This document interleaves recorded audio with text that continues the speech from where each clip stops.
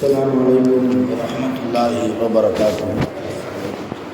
نحمد الله العظيم ونصلي على رسوله الكريم. أما بعد. அன்பான பெரியவர்களே, ஜமாத்தார்களே, அல்லாஹ்வின் அருளால் ஃபஜ்ருடைய தொழுகையை தொழுதுவிட்டு நல்ல உபதேசங்களை கேட்பதற்காக நாம் எல்லாம் அமர்ந்திருக்கிறோம். ரப்பு சுப்ஹானஹு வ தஆலா நம்முடைய அனைத்து இபாதத்துகளையும் பரிபூர்ணமாக கபூல் செய்வாராக. அருமையானவர்களே, அல்லாஹ் தஆலா குர்ஆனில் வல் அஸ்ர் என்கிற ஒரு சூறாவை வைத்திருக்கிறார். மொத்தம் இந்த அத்தியாயத்தில் 3 வசனங்கள் தான் இருக்கிறது. வல் அஸ்ர் இன்னல் இன்சான லஃபீ ஹுஸ்ர் இல்லல்லதீன ஆமனு வஅமிலு ஸாலிஹாத்தி வதவாஸவ் பில் ஹக்கி வதவாஸவ் பிஸ் ஸப்ர். என்ன அர்த்தம்? காலத்தின் மீது சத்தியமாக, நிச்சயமாக மனிதர்கள் நஷ்டத்திலேயே இருக்கிறார்கள்.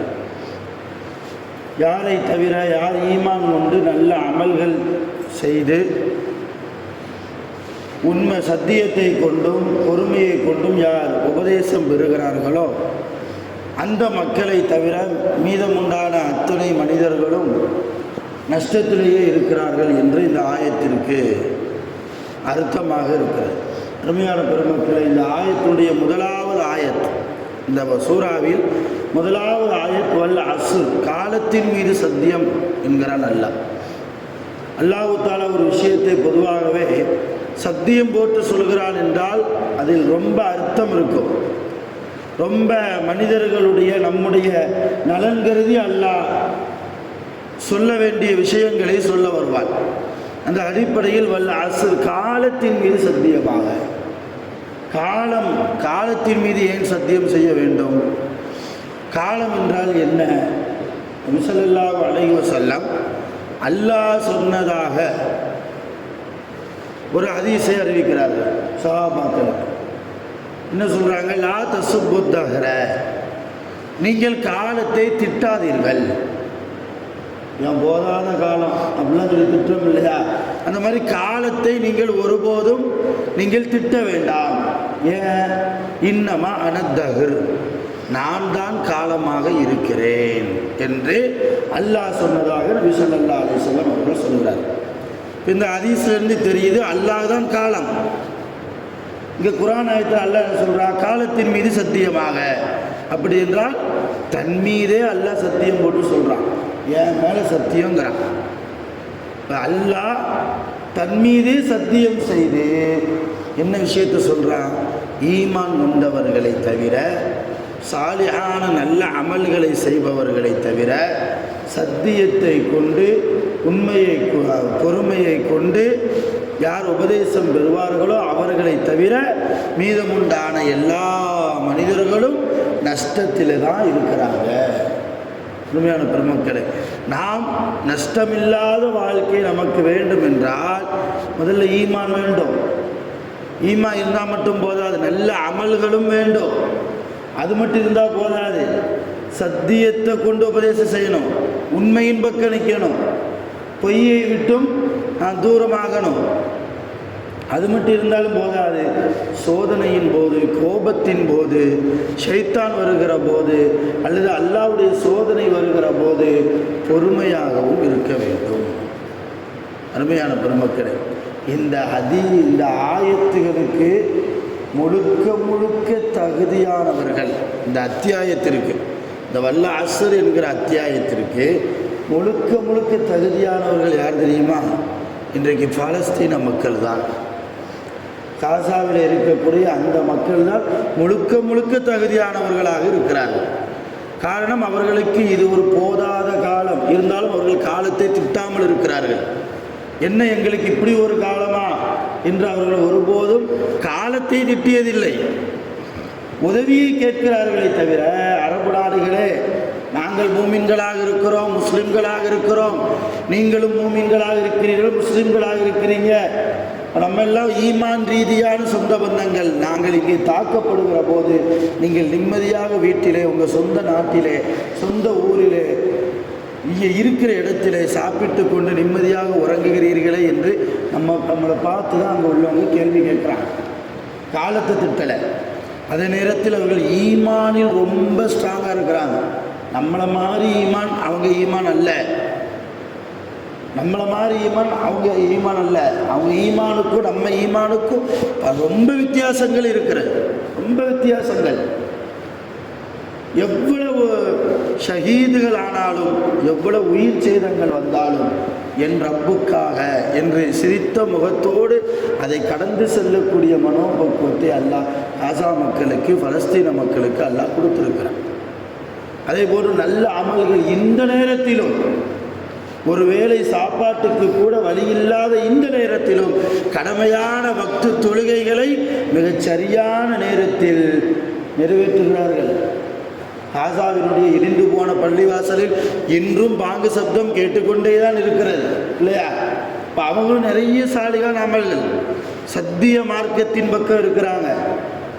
எவ்வளவு சோதனைகளை அல்லாஹ் கொடுத்தாலும் கூட இந்த சோதனையிலும் அவர்கள் பொறுமையோடும் இருக்கிறாங்க.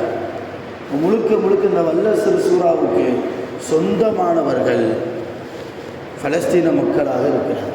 அதே நேரத்தில் அருமையான பெருமக்களே, நமக்கு இது போன்ற சோதனை அல்லாஹ் நமக்கு தரல என்று சொல்லி நாம் ரொம்ப லேசாக என்ன செய்யக்கூடாது, கடந்து போயிடக்கூடாது. அவர்களுக்கு எதிரிகளின் மூலமாக, யூதர்களின் மூலமாக பலஸ்தீன மக்களுக்கு சோதனை என்றால் நமக்கு என்ன சோதனை தெரியுமா? பலஸ்தீன மக்கள் தான் நமக்கு சோதனை. பலஸ்தீன மக்கள், காசா மக்கள் தான் நமக்கு சோதனை. எப்போ அவங்க சோதனையாக நமக்கு மாறுவாங்க?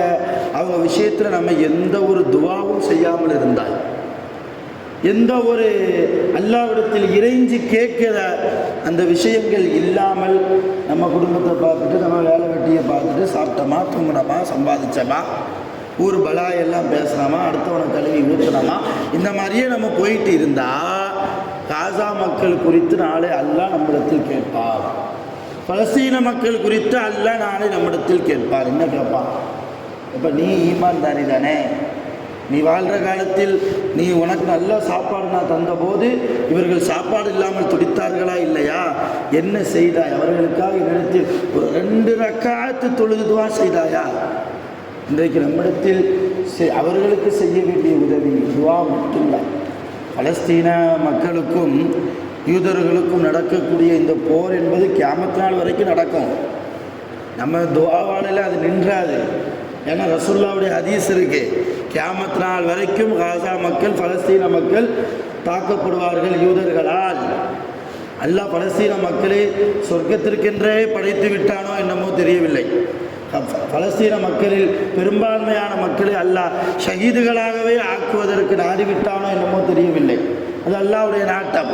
இருந்தாலும் கூட நம்முடைய ஈமானிய சொந்தங்களுக்கு, நம்முடைய சக முஸ்லிம்களுக்கு நாம் கூடுமான வரைக்கும் அவர்களுக்காக இங்கே இருந்து கொண்டு பிரத்யேகமான சில நஃபிலான வணக்கங்களை செய்து அல்லாஹ்விடத்தில் தொழுகிற போது, கேட்கிற போது அல்லாஹ் இந்த சோதனை விட்டும் நம்மை பாதுகாக்கிறான். முதல்ல பலஸ்தீன மக்களுக்கு இவன் செய்ய வேண்டிய உதவி இவன் செஞ்சிட்டான் என்று நம்முடைய ஏட்டிலே எழுதப்படும்.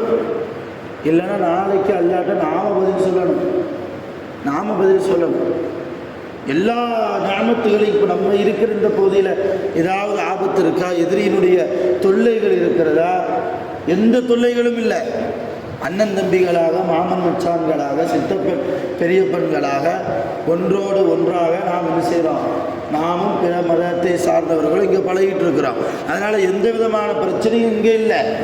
ஆனால் அது அந்த நியாமத்தை நாம் நினைத்து பார்த்து பலஸ்தீன மக்களுக்காக நாம் அதிகமாக துவா செய்வோம்.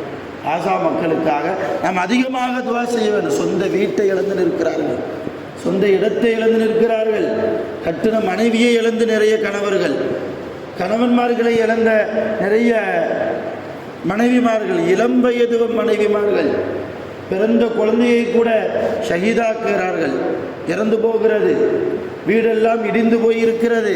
ஒருவேளை உணவு யாராவது தரமாட்டார்களா?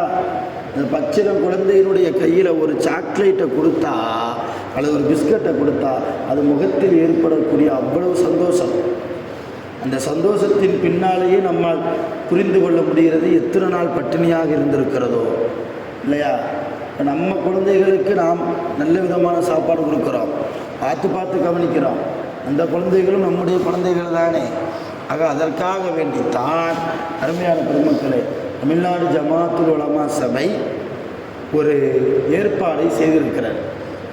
என்ன ஏற்பாடு என்றால், வரக்கூடிய வியாழக்கிழமை இன்ஷா அல்லாஹு தஆலா ஒரு நாள் மட்டும் எல்லா மூமின்களும், தமிழ்நாட்டில் இருக்கக்கூடிய எல்லா முஸ்லிம்களும் வியாழக்கிழமை ஒரு நாள் மட்டும் அல்லாஹ்விடத்தில் நோன்பு வைத்து பலஸ்தீன மக்களுக்காக இஃப்தாருடைய நேரத்தில், நோன்பு திறக்கிற நேரத்தில் அவர்களுக்காக கண்ணீர் மல்க துஆ கேட்க வேண்டும் என்று ஜமாத்துல் உலமா நம்மிடத்தில் வேண்டி கேட்டிருக்கிறது. அதன் அடிப்படையில் நம்முடைய ஊரிலும் இந்த ஒக்கூரிலும் கூடுமான வரைக்கும் வரக்கூடிய வியாழக்கிழமை நாளை என்று நினைக்கிறேன், அந்த வியாழக்கிழமை காலையில் சகர் பிடித்து ஒரு நாள் நோன்பு அல்லாஹ்வுக்காக, அந்த காசா மக்களுக்காக, அவர்களுடைய இந்த சூழ்நிலை கொஞ்சம் நல்லா அமைய வேண்டும் என்பதற்காக, ஒரு ராகத்தான வாழ்க்கை, மன நிம்மதியான வாழ்க்கை, எதிரிகளை விட்டும், துரோகிகளை விட்டும், முனாஃபிக்கீன்களை விட்டும், காஃபிர்கள் சூழ்ச்சிக்காரர்களை விட்டும் பாதுகாப்பான ஒரு வாழ்க்கையை அவர்கள் வாழ வேண்டும் என்பதற்காக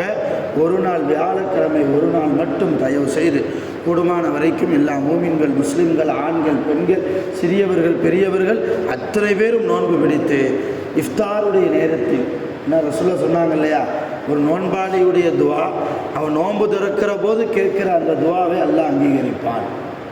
அதனால் அந்த இஃப்தாருடைய நேரத்தில் அல்லாஹ்விடத்தில் கண்ணீர் மல்க ஒவ்வொருவரும் தனிப்பட்ட முறையில் வீட்டிலோ அல்லது பள்ளிவாசலிலோ உட்கார்ந்து கொண்டு துவா செய்கிற போது நம்முடைய துஆவின் பொருட்டால் அல்லாஹ் அந்த மக்களுக்கு ஏதாவது ஒரு சாலியான சூழ்நிலையை அல்லாஹ் ஏற்படுத்துவான் என்கிற நியத்தோடு நாம் நோன்பு வைக்க வேண்டும். வல்ல ரஹ்மான் நம் அனைவர்களையும் உலகத்தில் வாழ்கிற மூமினான முஸ்லிமான அத்தனை மக்களையும் சலாமத்தோடு வாழச் செய்வானாக, ராகத்தான சூழ்நிலையோடு நிம்மதியான சூழ்நிலையோடு வாழச் செய்வானாக.